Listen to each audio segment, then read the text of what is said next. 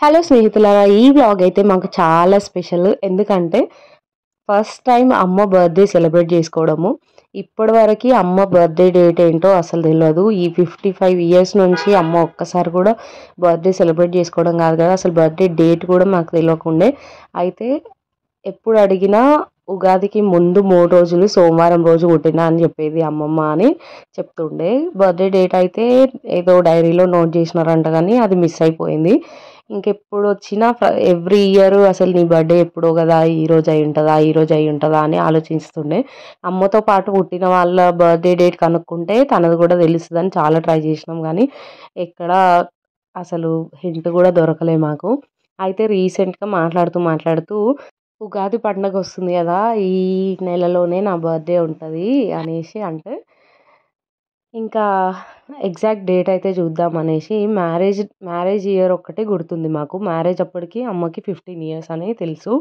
Marriage year వచ్చేసి 1984. 84 నుంచి 15 years minus చేసి ఎగ్జాక్ట్ ఇయర్ అయితే కనుక్కున్నాము. 1969 వచ్చింది. ఇంకా 1969లో ఉగాది డేట్ వచ్చిన ముందు 3 రోజులు సోమవారం వచ్చిందంటే ఇంకా అదే అనేసి 1969 తెలుగు క్యాలెండర్ ఉగాది ఫెస్టివల్‌ది చూసినుండే. అయితే ఎగ్జాక్ట్ ఉగాది వెడ్నెస్‌డే వస్తే మిగతా 2 డేస్ ముందు సోమవారం వచ్చిందనమాట. ఇంకా సోమవారం డేట్ వచ్చేసి 17th అట్లా మా అమ్మ బర్త్‌డే డేట్ అయితే కనిపెట్టాము.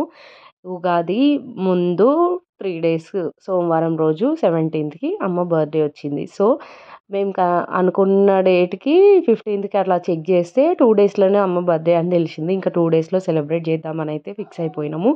ఇంకా మార్నింగే అయితే అమ్మకి ఇష్టమైన దోస టిఫిన్ తెచ్చినుండే. అందరికీ టిఫిన్స్ అయితే తెప్పించినాము. ఎందుకంటే బర్త్‌డే రోజు కూడా వంట చేయడం నాకెందుకో నచ్చలేదు.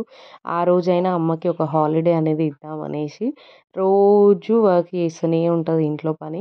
సండే రోజు కూడా ఇంకా తీరిక ఉండదు. సండే అయితే ఇంకెక్కువ పని ఉంటదనేసి టిఫిన్స్ అయితే తెప్పించినాం. ఇదైతే ముందు రోజు అమ్మకి మోకాళ్ళ నొప్పితో బాధపడుతుందని పల్లీ లడ్డు అయితే చేసి ఇచ్చినుండే. చాలా నచ్చింది తనకి. ఇంకా బర్త్‌డే రోజు మార్నింగే నేను తెచ్చిన శారీ కట్టుకొని రెడీ అయిపోయి, ఇంకా సడన్‌గా మధ్యలో కాల్స్, బర్త్‌డే విషెస్ కోసం కాల్స్ వస్తుంటే చాలా హ్యాపీగా ఫీల్ అయింది. ఇంకా రిలేటివ్స్, మా వారు వాళ్ళందరూ కాల్ చేసి హ్యాపీ బర్త్‌డే చెప్పడంకి తనకి చాలా కొత్తగా అనిపించింది బర్త్‌డే విషెస్ ఇట్లా చెప్పడం. చాలా హ్యాపీగా ఫీల్ అయింది. ఇంకా అమ్మ కోసం సేమియా పాయసం స్వీట్ చేద్దామని అయితే స్టార్ట్ చేసినాను. ఇంకా మార్నింగే చేద్దాం అనుకున్నా కానీ వాళ్ళు టెంపుల్‌కెళ్ళేసి వచ్చి టిఫిన్ చేయడంతో హెవీ అయింది. ఇంకా ఈవినింగ్ అయితే పిల్లలు ఉంటారనేసి సేమియా పాయసం అయితే చేస్తున్నా. ఎవ్రీ బర్త్‌డేస్‌కి ఎందుకంటే మా బర్త్‌డేస్ అన్నిటికి ఎవ్రీ ఇయర్ అమ్మనే మార్నింగే ఏదో ఒక స్పెషల్ స్వీట్ చేసి మాకు పెట్టేది. అది గుర్తొచ్చి తన బర్త్‌డేకి కూడా మేము చేయాలనేసి నేనైతే సేమియా పాయసం చేసి నా చేతులతో నేనే తినిపించినుండే అనమాట. తనైతే చాలా హ్యాపీగా ఫీల్ అయింది. ఎంత స్పెషల్ డే అయినా మా అమ్మ ఇంట్లో ఉంటే అస్సలు పని చేయకుండా అస్సలు ఉండదు. నాకు ఏది స్పెషల్‌గా చేసి ఇచ్చినా సరే ఫస్ట్ ముద్ద తను అస్సలు తినదు. మా కోసం అయితే పెడుతుంటది. ఎంత కొంచెం క్వాంటిటీ ఉన్నా సరే ఏదైనా స్పెషల్ ఐటెమ్ ఉందంటే అది పక్కకు పెట్టకుండా అస్సలు ఉండదు. తను తిన్నా తినకపోయినా సరే మా కోసం అయితే దాచిపెట్టి మరీ ఇస్తుంది. ఇంకా ఇంట్లో వాళ్ళందరం కలిసి తిన్నుండే.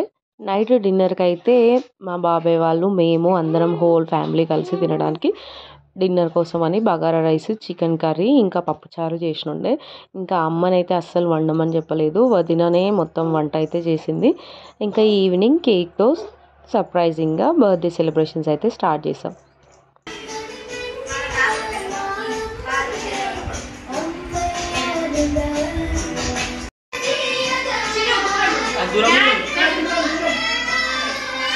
సెలబ్రేషన్ స్టార్ట్ అయిన తర్వాత ఇంట్లో అయితే పిల్లల అరుపులు, గోల ఒకటే సౌండ్ అంతా గందరగోళంగా వచ్చింది. ఇంకా బ్యాక్‌గ్రౌండ్‌లో అమ్మ సాంగ్స్ ప్లే చేసినుండే. చాలా అంటే ఎమోషనల్‌గా అనిపించింది మా అందరికి. హ్యాపీ బర్త్డే టు యు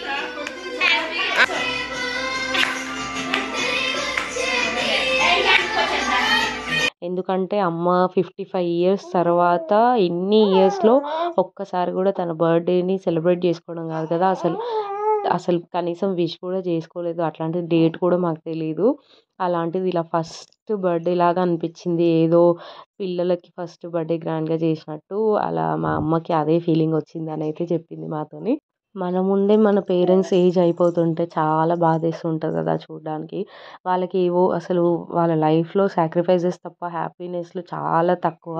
ఇలాంటి చిన్న చిన్న సంతోషాలకి వాళ్ళు చాలా ఎక్కువ స్పెషల్‌గా ఫీల్ అవుతుంటారు. మా అమ్మకైతే తన లైఫ్‌లో మేము తప్ప ఇంకా వేరే ఏదైనా పెద్దగా సంతోషించాల్సిన విషయం ఇంకేమీ లేదు. మేమందరం హ్యాపీగా ఉంటే చాలంటుంటది ఎప్పుడు. ఆమె కోసం ఆమె పెద్దగా ఖర్చులు కూడా ఏం చేయదు. అన్నీ మా కోసమే ఆలోచిస్తుంటది. ఏ ఫెస్టివల్స్‌కైనా కొత్త బట్టలు కొనాలి అనేసి అట్లా ఏముండదు. ఎప్పుడు మా గురించి అడగందే అమ్మైనా పెట్టదంటారు కదా! కానీ మా అమ్మ మాత్రం అడగకుండానే పెడతది. తను తినే ఏ ముద్దయినా సరే ఫస్ట్ మాకు పెట్టకుండా అసలు తినదు. ఇంకా ఇక్కడ రీసెంట్‌గా మా డ్యాడీకి కూడా హెల్త్ బాలేకుండే. తనే అన్ని సేవలు చేస్తుంది. ఇంట్లో ఎవ్వరికి ఏ ప్రాబ్లమ్ వచ్చినా అందరికీ ఫస్ట్ గుర్తొచ్చేది మా అమ్మనే.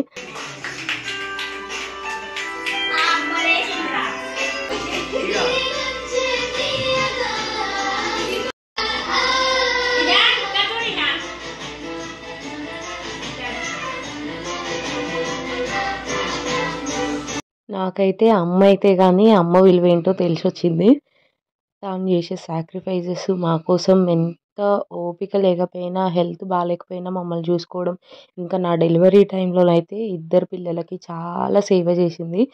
రాత్రింబగళ్ళు మాతోనే ఉండేది. అమ్మ లేకుంటే మాత్రం నేనొక్కదాన్నే చేసుకోవాలంటే చాలా కష్టమయ్యేది. సెకండ్ డెలివరీలో కూడా అమ్మనే చూసుకుందనమాట. ఆ విషయంలో అయితే నేను చాలా లక్కీ. డెలివరీ టైంలో ఏ ఆడపిల్లకైనా అమ్మ పక్కన లేకుండా అన్నీ చేసుకోవడం అయితే చాలా కష్టం. అమ్మ తర్వాత నన్ను అమ్మలాగా చూసుకునేదైతే మా పిన్నియే. మా పేరెంట్స్ తర్వాత నేను అంత వాల్యూ ఇచ్చేదంటే మా పిన్ని ఇంకా బాబాయ్‌కి. వాళ్ళు నన్ను అంతే ప్రేమగా చూసుకుంటారనమాట.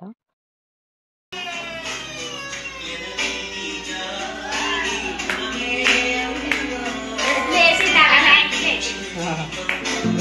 like this.